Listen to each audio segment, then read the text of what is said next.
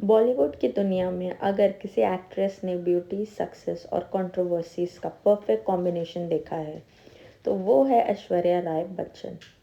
Miss world बनी, Hollywood तक नाम बनाया, बच्चन फैमिली की बहू बनी, लेकिन हर फेस के साथ एक नई कंट्रोवर्सी भी जुड़ी। सलमान खान के साथ रिलेशनशिप, विवेक ओबरॉय का प्रेस कॉन्फ्रेंस, बच्चन फैमिली के रूमर्स और रीसेंट डिवोर्स स्पेकुलेशन। आज हम बात करेंगे ऐश्वर्या राय बच्चन की कंट्रोवर्शियल लाइफ की बिगिनिंग से लेकर आज तक। तो वीडियो को एंड तक ज़रूर देखना क्योंकि हर कंट्रोवर्सी के पीछे एक अलग स्टोरी है। सब कुछ शुरू हुआ जब ऐश्वर्या राय ने 1994 में मिस वर्ल्ड का क्राउन जीता। उसके बाद उन्होंने बॉलीवुड में एंट्री की और धीरे धीरे इंडस्ट्री की टॉप एक्ट्रेस में शामिल हो गई। हम दिल दे चुके सनम, देवदास, धूम 2, जोधा अकबर, हर जगह उनके एक्टिंग और ब्यूटी की तारीफ हुई। लेकिन जितनी फास्ट उनकी सक्सेस बढ़ी उतनी ही फास्ट उनकी पर्सनल लाइफ हेडलाइंस बनने लगी। और यहाँ से शुरू हुई पहली बड़ी कंट्रोवर्सी। बॉलीवुड की हिस्ट्री में अगर किसी लव स्टोरी ने सबसे ज़्यादा हेडलाइंस बनाई है तो वो है सलमान खान और ऐश्वर्या राय की लव स्टोरी। एक तरफ था बॉलीवुड का बिगेस्ट सुपरस्टार और दूसरी तरफ दुनिया की सबसे खूबसूरत एक्ट्रेस में से एक। दोनों की केमिस्ट्री फैंस को फेरी टेल लगती थी, लेकिन कुछ ही सालों में ये रिलेशनशिप बॉलीवुड की सबसे कंट्रोवर्शियल ब्रेकअप स्टोरी बन गई। स्टोरी शुरू होती है 1999 में जब सलमान खान और ऐश्वर्या राय ने फिल्म हम दिल दे चुके सनम की शूटिंग शुरू की। फिल्म में उनकी केमिस्ट्री इतनी नेचुरल थी कि लोगों को लगा एक्टिंग है, लेकिन धीरे धीरे रिपोर्ट्स आने लगी कि रियल लाइफ में भी दोनों एक दूसरे के करीब आ रहे हैं। उस वक्त ऐश्वर्या अपनी करियर की पीक के तरफ बढ़ रही थी। मिस वर्ल्ड का क्राउन जीतने के बाद बॉलीवुड में उनकी पॉपुलैरिटी बहुत तेज़ी से बढ़ रही थी। दूसरी तरफ सलमान खान ऑलरेडी बॉलीवुड के बिगेस्ट सुपरस्टार में से एक बन चुके थे।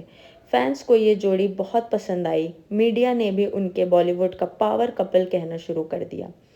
रिलेशनशिप के शुरू के कुछ साल काफ़ी अच्छे माने जाते हैं। Award function, film parties, family events, हर जगह सलमान और ऐश्वर्या साथ नजर आते थे। मीडिया रिपोर्ट्स के मुताबिक दोनों का रिलेशनशिप काफ़ी सीरियस था और मैरिज की रूमर्स भी चलने लगी थी।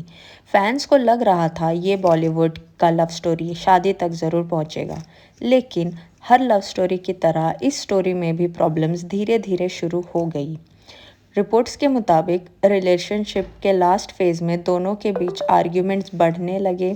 मीडिया में बार बार रिपोर्ट्स आई कि सलमान का बिहेवियर पॉजेसिव हो गया था। सबसे फेमस इंसिडेंट था फिल्म चलते चलते सेट का। उस वक्त ऐश्वर्या फिल्म की शूटिंग कर रही थी।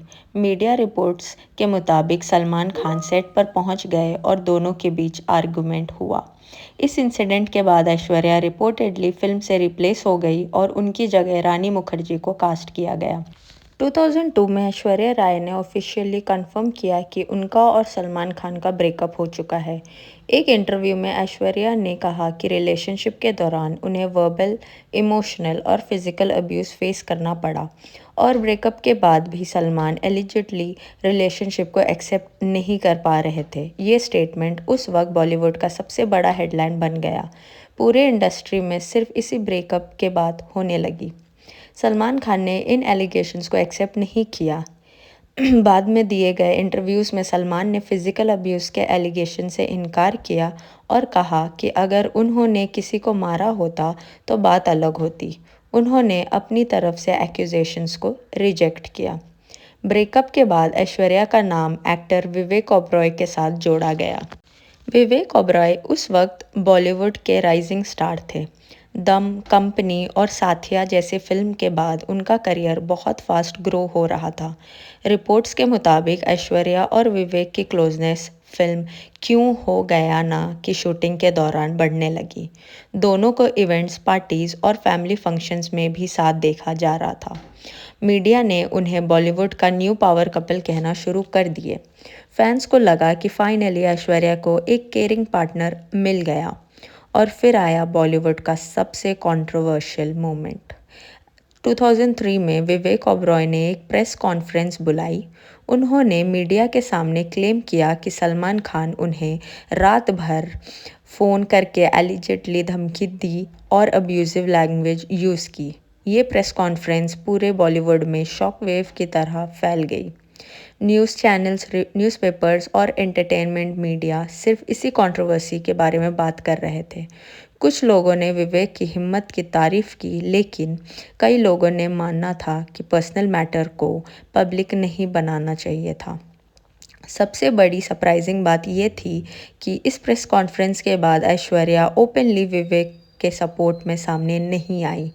उन्होंने पब्लिक में इस इशू पर बहुत लिमिटेड कमेंट्स दिए और कंट्रोवर्सी से डिस्टेंस बना रखा। इसी वजह से मीडिया में स्पेकुलेशन और बढ़ गया। लोग पूछने लगे, क्या विवेक ने ये सब ऐश्वर्या के लिए किया, और अगर किया तो ऐश्वर्या उन्हें साथ क्यों नहीं खड़ी हुई। इन सवालों का कोई क्लियर पब्लिक आंसर कभी नहीं मिला।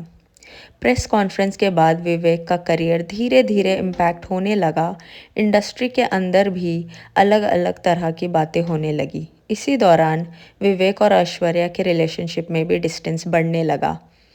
ना कोई ऑफिशियल ब्रेकअप अनाउंसमेंट हुई, ना ही किसी ने डिटेल में रीज़न बताया, लेकिन रिपोर्ट्स के मुताबिक दोनों धीरे धीरे अलग हो गए। कई फिल्म क्रिटिक्स और इंडस्ट्री ऑब्जर्वर्स का मानना है कि इस कंट्रोवर्सी के बाद विवेक ओबरॉय को काफ़ी प्रोफेशनल सेटबैक्स मिले। उनकी कई फिल्में अनएक्सपेक्टेड लेवल पर परफॉर्म नहीं कर पाई। खुद विवेक ओबरॉय ने भी बाद के इंटरव्यूज़ में एक्सेप्ट किया कि कुछ डिसीजंस उनके लाइफ में कॉस्टली प्रूव हुए। हालांकि उन्होंने कभी किसी एक इंसान को अपने करियर के लिए डायरेक्टली ब्लेम नहीं किया।